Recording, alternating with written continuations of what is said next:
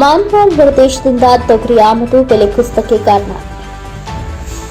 ಎಡಗರಿನಾಡಿನ ರಾಯಚೂರು ಜಿಲ್ಲೆಯಲ್ಲಿ ಅಷ್ಟೇನು ಹೇಳಿಕೊಳ್ಳುವಂತಹ ದರ ಇಲ್ಲ. ಆಶಾವಾದದ ರೈತರಿಗೆ ಶಾಪವಾಗಿದೆ.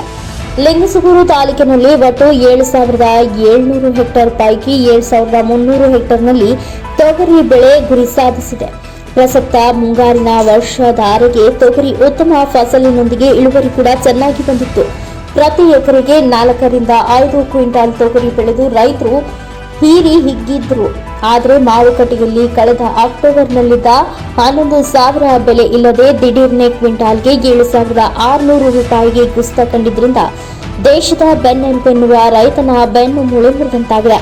ಎಕರೆ ತೊಗರಿ ಬೆಳೆ ಬರಲು ಬೀಜ, ಗೊಬ್ಬರ, ಕ್ರಿಮಿನಾಶಕ, ಔಷಧಿ, ಕಳೆ ಸೇರಿದಂತೆ ಸರ್ಕಾರಿ 10,000 ಹಣ ಖರ್ಚಾಗಿದೆ. ಏನ್ ಮಾಡಬೇಕು? ಮನೆಯಲ್ಲಿ ಸಂಗ್ರಹಿಸಿ ಇಟ್ಟುಕೊಳ್ಳಬೇಕೆಂದ್ರೆ ಹುಳು ಕಾಟದ ಜೊತೆಗೆ ಸಾಲಗಾರರ ಕಾಟವೂ ಜಾಸ್ತಿಯಾಗಿದೆ. ಹಾಗಾದ್ರೆ ನಾವು ಹೆಂಗೆ ಮಾಡಬೇಕು? ಸರ್ಕಾರ ಬೇಗನೆ ನೆರವಿಗೆ ಬಂದು ತೊಗರಿ ಖರೀದಿ ಕೇಂದ್ರ ತೆರೆದು ಕ್ವಿಂಟಾಲ್ ತೊಗರಿಗೆ 10,000 ಬೆಂಬಲ ಬೆಲೆ ನಿಗದಿಪಡಿಸಬೇಕು ಎಂದು ರೈತರು ಸಂಘದ ಅಧ್ಯಕ್ಷ ಗೌಡೂರಿನ ಮಲ್ಲಣ್ಣ ಕೋಳೂರು ಹಾಗೂ ರೈತ ಮುಖಂಡ ವೀರಭದ್ರಪ್ಪ ಕಡ್ಡೋಣಿ ಸರ್ಕಾರಕ್ಕೆ ಒತ್ತಾಯಿಸಿದ್ದಾರೆ. ಲಿಂಗಸಗೂರು ಕೃಷಿ ಉತ್ಪನ್ನ ಮಾರುಕಟ್ಟೆಯ ಕಾರ್ಯದರ್ಶಿ ಸಾವಿತ್ರಿ ಪಾಟೀಲ್ ಹೇಳುವಂತೆ ಸದ್ಯ ಸರ್ಕಾರದ ಬೆಂಬಲ ಬೆಲೆಗಿಂತ ಮಾರುಕಟ್ಟೆಯಲ್ಲಿ 300 ರೂಪಾಯಿ ಜಾಸ್ತಿ ಇದೆ ಅಂತ ಒಪ್ಪಿಕೊಂಡು ಮುಂದಿನ ದಿನಗಳಲ್ಲಿ ಈ ಬಗ್ಗೆ ಪರಿಶೀಲಿಸಿ ಕ್ರಮ ಕೈಗೊಳ್ಳುತ್ತೇನೆ ಅಂತ ಹೇಳ್ತಾರೆ. ಕಾದು ನೋಡಬೇಕಷ್ಟೇ.